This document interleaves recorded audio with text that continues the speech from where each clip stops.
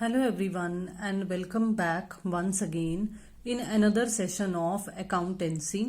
आज हम जो डिस्कस करने वाले हैं वो क्लास 11 का एक थ्योरेटिकल कंसेप्ट है which is provisions and reserves, जो कि हरियाणा एडिशन की जो डीके गोयल की बुक है उसमें चैप्टर नंबर 17 है फ्रॉम वॉल्यूम 1।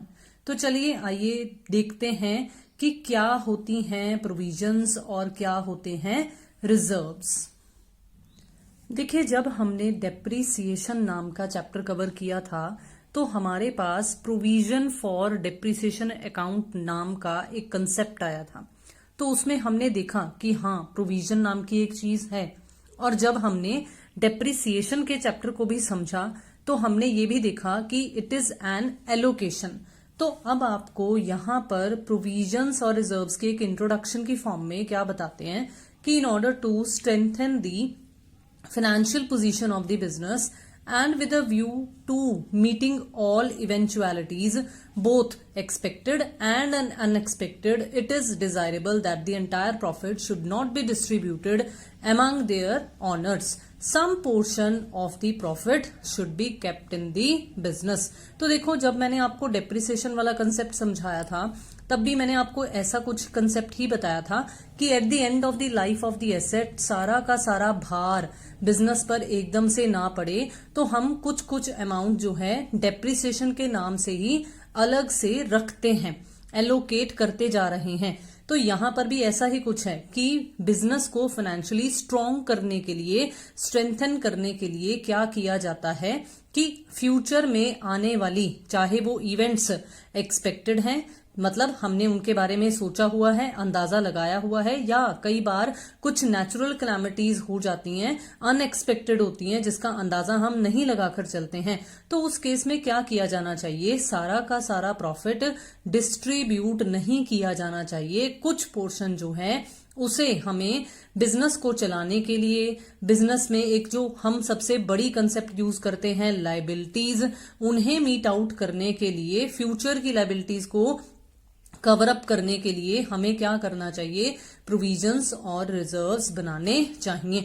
तो इसलिए क्या होता है, this is done by making provisions and creating reserves out of current years profit at the time of the preparation of final accounts. तो फाइनल अकाउंट्स का नाम मैंने पहले भी एक दो बार आपके पास लिया है, तो यहां आपको फिर से वही कंसेप्ट बता रहे हैं कि करंट ईयर के प्रॉफिट को बांटने की बजाय उसमें से कुछ प्रोविजंस और रिजर्व्स की फॉर्म में रख लेना चाहिए, ताकि जब हमें फ्यूचर में जरूरत पड़े तो हम उनका इस्तेमाल कर सकें। लेकिन अब हमें सबसे पहले ये फाइंड आउट करना पड़ेगा कि भाई ये प्रोविजन क्या होता है और ये रिजर्व्स क्या होते हैं। तो ये दोनों ही क्वाइट डिफरेंट हैं, अलग हैं, मिलते जुलते नहीं हैं। और हम देखेंगे कि अब हमें प्रोविजंस के बारे में क्या बताते हैं। तो according to the companies act, The term provision refers to any of the following amounts। तो सबसे पहला देखो, बिल्कुल वही है जो हम अभी अभी लेटेस्ट चैप्टर कवर करके हटे हैं, which is the amount written off और retained by way of providing for depreciation, renewal और diminution in value of assets, जिन्हें हम बेसिकली डेप्रिसिएशन के नाम से ही जानते हैं।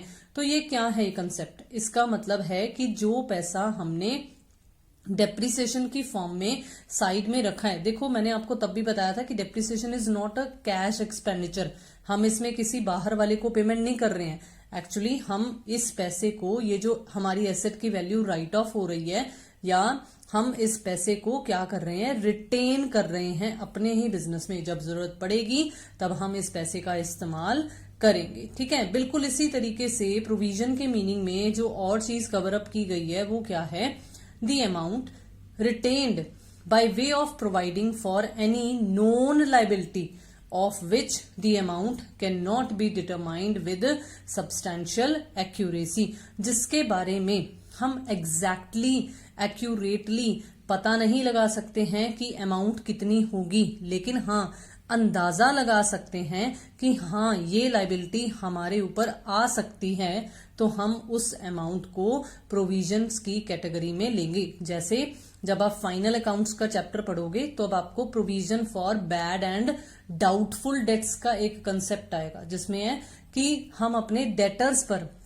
एक अंदाजे से प्रोविजन बनाकर चलेंगे, क्योंकि हो सकता है कि कोई दगाबाजी कर दे, कोई हमें धोखा दे दे, डेटर हमें पैसा ना दे पाए। डेटर्स वही होते हैं ना जिससे हमने पैसे रिसीव करने हो। अगर मैं एक कंपनी के पॉइंट ऑफ व्यू से या एक बिजनेसमैन के पॉइंट ऑफ व्यू से सोचती हूँ तो इसका मतलब हो सकता है कि कई बार हमें इंडिविजुअल पैसे ना दे पाए, वो इंसॉल्वेंट हो जाए, उसका दिवालिया निकल जाए, बैंकरप्ट हो जाए। तो उस केस में थोड़ी बहुत एक्यूरेटली नहीं हमें पता कि कौन है जो हमें पैसा नहीं दे पाएगा, कितने पैसे हमें नहीं मिल पाएंगे, लेकिन थोड़ा बहुत अंदाजा लगाकर चलना, इसे हम प्रोविजन की कैटेगरी में ही कवर अप करेंगे।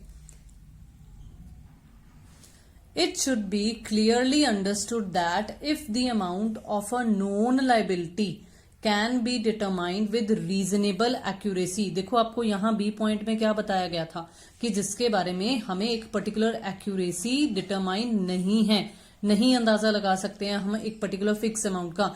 अगर लगा सकते हैं तो वो तो हमारी एक पर्टिकुलर लाइबिलिटी फिक्स ही हो गई, तो उसे हम एक सीधी डायरेक्ट लायबिलिटी में क्लासिफाई करेंगे अगर हमें पर्टिकुलर एक्यूरेट अमाउंट पता है तो। लेकिन अगर नहीं पता है तो हम उसे प्रोविजन की कैटेगरी में कवर अप करेंगे। So some of the examples of provisions include like provision for depreciation of assets, जो कि मैं ऑलरेडी आपके साथ डिस्कस कर चुकी हूँ। ये देखिए थर्ड नंबर पर आपको provision for bad and doubtful debts भी बता रहे हैं। इसके अलावा कुछ और नाम भी आपको प्रोविजन की फॉर्म में बता रखे हैं। प्रोविजन फॉर टैक्सेशन है, provision for discount on debtors हैं, क्योंकि टैक्स भी देखो बाद में जब हम कंप्यूटेशन करते हैं तो पता चलता है ना एग्जैक्ट अमाउंट तो हमें पता नहीं होता, लेकिन तैयारी हम शुरू से अगर करनी शुरू कर देते हैं, थोड़ा थोड़ा अमाउंट अगर साइड पे रखना शुरू कर देते हैं कि टैक्स लायबिलिटी जितनी बनेगी उसके अकॉर्डिंगली पेमेंट हो जाएगी, तो वो थोड़ा थोड़ा अमाउंट प्रोविजन फॉर टैक्सेशन के अंडर अब कवर अप किया जाता है। बिल्कुल इसी तरीके से provision for discount on debtors है and provision for repair and renewal of assets है, क्योंकि इसके बारे में भी पूरी एक अमाउंट थोड़ी ना फिक्स अंदाजा लगाया जा सकता है कि हाँ एक्यूरेटली इतनी की हमें रिपेयर्स करवानी पड़ेंगी या इतने की हमें रिन्यूअल्स करवाने पड़ेंगे, तो ये तो बाद में पता चलता है ना जब एक्चुअली हमें रिपेयर्स करवानी पड़ती हैं। तो these were some examples of provisions. अब देखो आपको कुछ इंपॉर्टेंट फीचर्स या करेक्टरिस्टिक्स बता रखे हैं प्रोविजंस के। तो सबसे पहली क्या है, provision is made to meet a known liability. अगर हमने किसी एसेट को खरीदा है, अगर वो कुछ टाइम पीरियड के बाद ऑब्सोलीट हो जाएगी, आउटडेटेड हो जाएगी या जैसे जैसे यूज करते जाएंगे खत्म होती चली जाएगी, तो हमें नई एसेट खरीदने के लिए या उसे रिप्लेस करने के लिए पैसा इनकर करना पड़ेगा ना।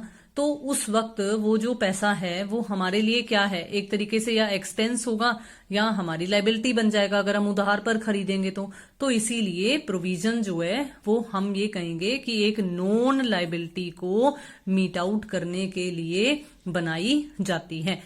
बिल्कुल इसी तरीके से सेकेंड पॉइंट जो है वो क्या है, the liability is known but the amount of such liability cannot be determined with reasonable accuracy, जो कि मैं अभी आपको बताया है और अर्लियर भी बता चुकी हूँ कि एक पर्टिकुलर अमाउंट फिक्स नहीं पता होता है हमें। तो इट इज ऑलमोस्ट, एग्जाम्पल में भी देखो आपको बिल्कुल यही बता रखा है, it is almost certain that some debts will prove irrecoverable. कुछ डेट्स का मतलब यहां पर डेटर्स से है कि कुछ डेटर्स जो हैं वो इररिकवरेबल रहेंगे। मतलब हो सकता है कि हम अपने कुछ डेटर्स से पैसा इकट्ठा ना कर पाए, कोई ना कोई डेटर जो है वो हमें जरूर बैड होगा, मतलब वो हमें टाइम पर पैसे नहीं दे पाएंगे, बट एग्जैक्ट अमाउंट तो हम नहीं पता लगा सकते ना बैड डेट्स की, तो वो पहले से प्रेडिक्ट नहीं की जा सकती है सर्टेनिटी से, लेकिन हम कुछ अंदाजे को लेकर प्रोविजन जरूर बना सकते हैं। Third and the last point of characteristic है, provision is a charge against profits. तो इसलिए ये क्या करेगा, ये प्रॉफिट्स को, करंट ईयर के प्रॉफिट्स को रिड्यूस कर देगा जब जब ये क्रिएट किए जाएंगे। तो loss when actually occurs will be written off against such provisions. तो जब हमें एक्चुअली अगर इन प्रोविजंस के अगेंस्ट लॉस बियर करना पड़ेगा, जैसे मैं सबसे अच्छी एग्जांपल अगर बताऊं कि हम provision for depreciation account charge करते जा रहे हैं, मान लो हमने 1 लाख तक की प्रोविजन जो है वो क्रिएट कर ली है। तो जब मुझे नई एसेट खरीदनी पड़ेगी, लेट सपोज अगर मुझे नई एसेट 1,05,000 की पड़ी है, तो उस वक्त ये 1 लाख मैं इस अकाउंट में से कवर अप कर लूंगी, इस पैसे में से कवर अप कर लूंगी, तो ये अपने आप राइट ऑफ हो जाएगा। तो ये हो गया ना कि लॉस या एक्सपेंस जो भी एक्चुअली जब अकर किया जाएगा तो इनके अगेंस्ट राइट ऑफ हो जाएगा, इन प्रोविजंस के अगेंस्ट जो कि बनाई है हमने। तो दस the profit of the year in which such loss occurs will not be affected. तो अब अगर मुझे 1,05,000 की खरीदनी पड़ी, 1 लाख तो पहले से ही अवेलेबल था ना, तो करंट ईयर वाले प्रॉफिट पर कितना असर पड़ेगा, सिर्फ 5,000 का ही पड़ेगा ना, 1 लाख का तो नहीं पड़ेगा। तो इस लास्ट वाली लाइन का मतलब यही है कि जब हम profit for the particular year, मतलब जब ये लॉस इनकर कर रहे हैं या एक्सपेंस इनकर कर रहे हैं, तो उस वक्त उस ईयर के प्रॉफिट पर कोई अफेक्ट नहीं पड़ेगा। अब देखिए वेरी वेरी इंपॉर्टेंट फिर से कि क्या पर्पस होता है या क्या इंपॉर्टेंस होती है प्रोविजंस को क्रिएट करने की। तो सबसे पहला पर्पस क्या है, देखो हर बिजनेस ये चाहता है कि मुझे ये पता चले, या हर बिजनेसमैन ये चाहता है कि मुझे ट्रू एंड फेयर पिक्चर पता लगे मेरे बिजनेस की कि वो कैसा चल रहा है। तो to ascertain the true net profit of the business एक बिजनेसमैन डिफरेंट प्रोविजंस क्रिएट करता है। In order to ascertain the true profit of a business, it is necessary that all expenses pertaining to that year, whether paid or outstanding, चाहे हमने पे कर दिए हैं, चाहे हम पर ड्यू हो चुके हैं लेकिन हमने अभी तक पे नहीं किए हैं। आउटस्टैंडिंग का मतलब है कि ड्यू हो गए हैं एक्सपेंस लेकिन हमने अभी तक पे नहीं किए हैं। जैसे स्कूल में होता है ना कई बार कि 10 तारीख से पहले पहले आपकी फीस जमा हो जानी चाहिए, तो जब वो 10 तारीख आ जाती है या जब वो मंथ स्टार्ट हो जाता है तब से आप पर ड्यू हो चुकी होती है वो फीस, लेकिन जब तक आप उसे पे नहीं करते हो तब तक वो आप पर आउटस्टैंडिंग रहती है, आपकी लायबिलिटी बन जाती है, यू आर लायबल टू पे। तो इट मस्ट बी डेबिटेड। ये जो एक्सपेंसेस हैं एक पर्टिकुलर ईयर के, इन्हें जरूर डेबिट किया जाना चाहिए particular profit and loss account में, मतलब उस पर्टिकुलर ईयर के प्रॉफिट एंड लॉस अकाउंट में। प्रोविजंस भी अगर जरूरत पड़ती है बनाने की तो उन्हें भी हमें जरूर मेंशन करना चाहिए, क्योंकि अभी अभी हमने थ्योरेटिकल पॉइंट ऑफ व्यू से पढ़ा है कि प्रोविजंस जो हैं वो उस करंट ईयर पर चार्ज की जाती हैं, करंट ईयर के प्रॉफिट पर चार्ज की जाती हैं, तो ये प्रॉफिट एंड लॉस अकाउंट में डेबिट होंगी। अब यहां आपको क्या कह रहे हैं कि provision should also be made for expenses and liabilities the amount of which can not be estimated with reasonable accuracy. Same वही मीनिंग जो अभी अभी हमने मीनिंग में पढ़ा है कि लाइबिलिटी तो है लेकिन हम एक एग्जैक्ट एस्टिमेशन नहीं लगा सकते, तो वो प्रोविजन की कैटेगरी में कवर होगी। और इसलिए जब हम वो भी प्रॉफिट एंड लॉस अकाउंट में चार्ज कर देंगे तो हमें ट्रू नेट प्रॉफिट कितना निकलेगा ये अंदाजा निकल जाएगा। जैसे मानो हमारा प्रॉफिट एंड लॉस अकाउंट जो है वो हमें इस तरीके की पोजीशन बता रहा है कि हमारे पास जो इनकम है, क्योंकि नॉमिनल अकाउंट का रूल कहता है ना क्रेडिट ऑल इनकम्स, तो देखो मैंने जैसे हमारा लेजर अकाउंट बनता है बिल्कुल उसी तरीके से प्रॉफिट एंड लॉस अकाउंट का एक डमी सा फॉर्मेट क्रिएट किया है। तो हमारी क्रेडिट साइड पर हमारी इनकम आ गई 100, ठीक है। अब अगर हम एक्सपेंसेस शो कर देते हैं डेबिट साइड पर विच इज 20, तो हम कहेंगे कि हमारा जो प्रॉफिट है नेट प्रॉफिट 100 में से एक्सपेंस माइनस कर कितना निकल रहा है 80। लेकिन अगर आप एक वाइज बिजनेसमैन हो तो आप आने वाली लाइबिलिटीज के बारे में भी सोचकर चलोगे ना, होने वाले लॉसेस के बारे में भी सोचकर चलोगे ना। तो प्रोविजन फॉर डाउटफुल डेट्स भी हम क्रिएट करेंगे। तो और क्योंकि अभी अभी आपको बताया कि ये प्रॉफिट पर एक चार्ज है, तो एक चार्ज की तरह एक एक्सपेंस की तरह ये भी डेबिट साइड पर शो होगा। लेट सपोज कि ये 10 यहां पर है, तो देखो हमारा जो प्रॉफिट है वो अब हमें ट्रूली पता चल रहा है कि 70 का है, 80 का नहीं है। बिल्कुल इसी तरीके से ही देखो सेकंड पॉइंट जो है वो है to ascertain the true financial position of the business. देखो फाइनेंशियल पोजीशन किससे पता चलती है? फाइनेंशियल पोजीशन पता चलती होती है जो भी बिजनेस के वेरियस एसेट्स होते हैं, लाइबिलिटीज पोजीशन होती है, हम बेसिकली उसे फाइनेंशियल पोजीशन बोल देते हैं। तो the balance sheet will depict the true and fair view of the financial position of the business only if adequate provision is made for all the anticipated losses and expenses। अगर हम हर तरीके के loss और expenses को cover up करने के लिए जो भी रिक्वायर्ड प्रोविजन बनाने की जरूरत है अगर वो बना लेते हैं तो ही हमारी जो बैलेंस शीट होती है। अब बैलेंस शीट क्या होती है ये ओवरव्यू मैंने जब आपको अकाउंटिंग इक्वेशन की सेशंस दिए थे तब मैं आपको समझा चुकी हूँ। उसके बाद भी हम काफी बार ये डिस्कस कर चुके हैं कि ये बैलेंस शीट हमें क्या शो करती है, जो कि एसेट और लायबिलिटी की पोजीशन बताती है। तो ट्रू एंड फेयर व्यू तभी पता चलता है जब हम रिक्वायर्ड प्रोविजंस बना लेते हैं। अब फिर से मैं एग्जाम्पल दूंगी आपको एक सेम इसी से मिलती जुलती। लेट सपोज कि हमने प्रोविजन बनाई है डाउटफुल डेट्स की, जो कि मैं ऑलरेडी आपको पहले भी बता चुकी हूं कि ये डेटर्स पर क्रिएट होती है। अब सपोज कीजिए हमारे पास हमारी बुक्स में डेटर्स जो कि एक एसेट होते हैं, अगर हम बैलेंस शीट बनाएंगे तो बैलेंस शीट की ये वाली साइड होती है लाइबिलिटीज वाली साइड और इधर वाली साइड होती है एसेट्स वाली side.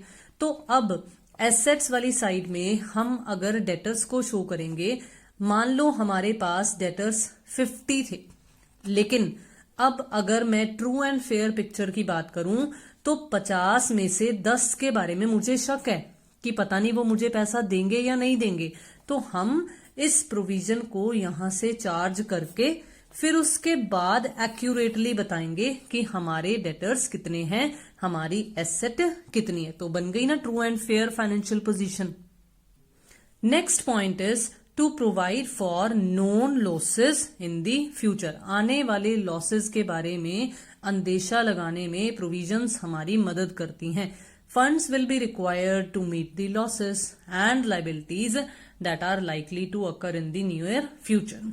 As such provisions are made to provide funds for meeting those losses such as। अब देखो मैंने आपको provision for taxation की एग्जांपल पहले भी समझा दी कि हमें अभी नहीं पता कि हमारे ऊपर टैक्स लायबिलिटी कितनी पड़ेगी, लेकिन अगर हम थोड़ा थोड़ा पैसा साइड पर रख रहे हैं कि जब मुझे टैक्स पे करना पड़ेगा तो कुछ पैसा पहले से ही मैं अपनी जेब में इकट्ठा करके रखूं, तो प्रोविजन फॉर टैक्स हमें ये मदद कर रही है। प्रोविजन फॉर रिपेयर्स भी हमें ऐसे ही मदद करती है, प्रोविजन फॉर डैमेजेस भी हमें ऐसे ही मदद करते हैं, प्रोविजन फॉर डिप्रिसिएशन भी हमें इसी तरीके से ही मदद करती है। तो इसलिए प्रोविजंस की मदद से हम आने वाले लॉसेस के बारे में जो कि फ्यूचर में आएंगे उनके बारे में अंदाजा लगा सकते हैं।